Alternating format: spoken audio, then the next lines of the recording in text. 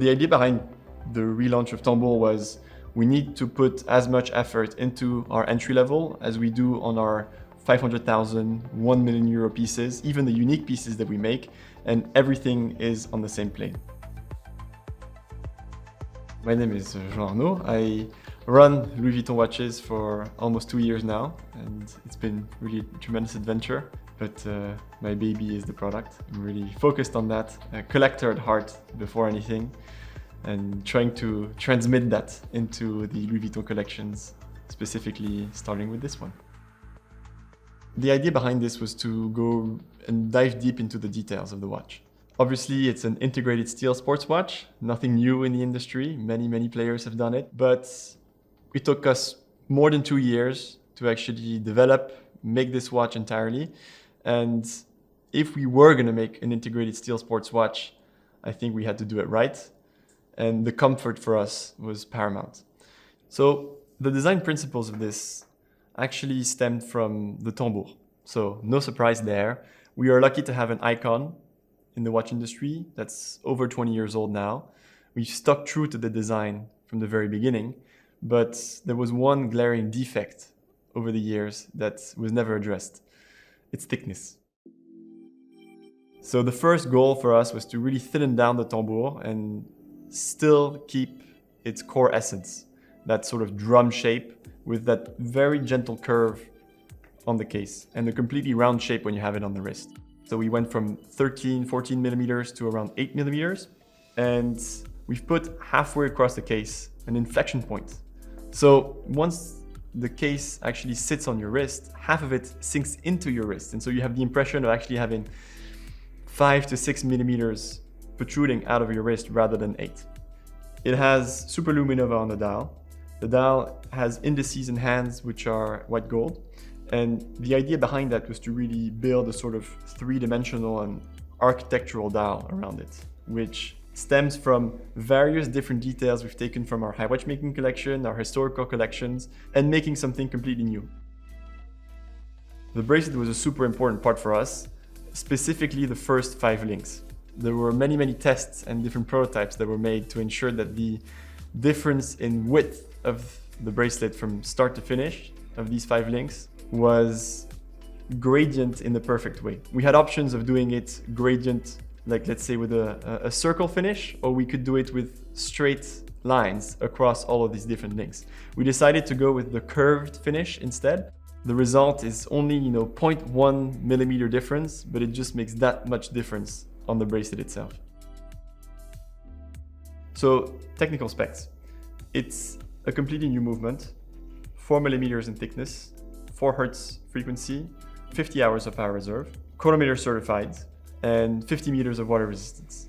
It was actually a complete design from scratch. We decided to co-develop it with Le Cercle des Horlogers, which is an expert workshop close to La Chaux-de-Fonds in Switzerland. And the idea behind that was to bring a lot of technical expertise and flexibility around the 3-hand movement.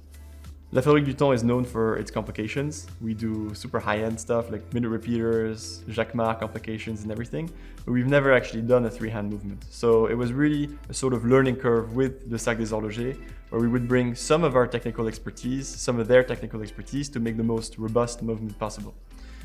Then you can go into the finishing, which is distinctly Louis Vuitton. We decided to put, that sort of LV guilloche pattern on the rotor, which is actually done individually by hand, polished by hand on every single one of those rose gold rotors.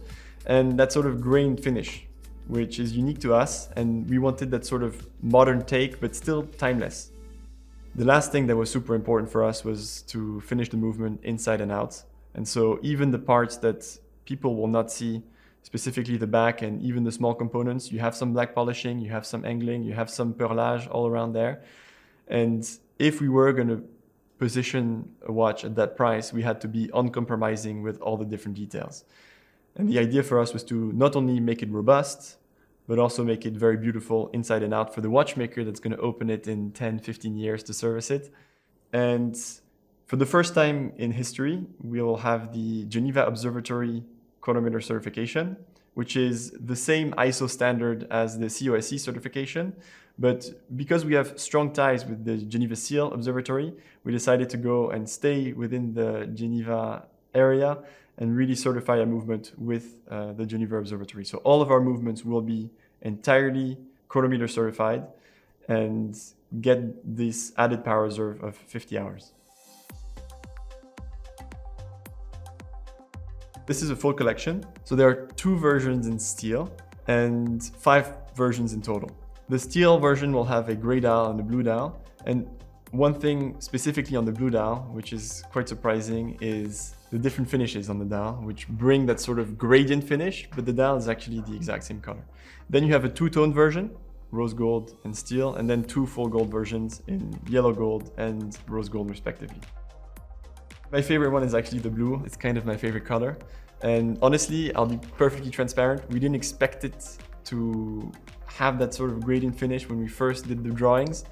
And then when it came out of the factory and we realized that sort of gradient and luminous touch to it, we were very surprised and thought that it was immediately the one that was gonna be the champion of the collection.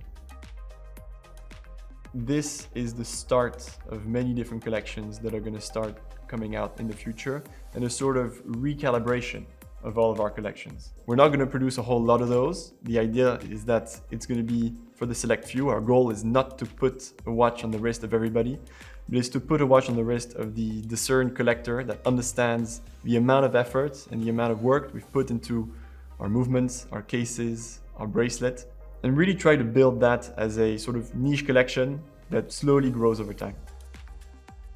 We don't look at this as a men's watch, or we don't look at this as a woman's watch. We just look at it as a general watch. The idea for us is that men and women can wear that comfortably. And again, the idea is to build our take into watchmaking. We're not gonna try to look like people in the industry. We're not gonna try to look like a traditional pure player. We are lucky to be part of the big brand. We're lucky to be part of a huge brand like Louis Vuitton to ensure that we can make our own watches the way we like them.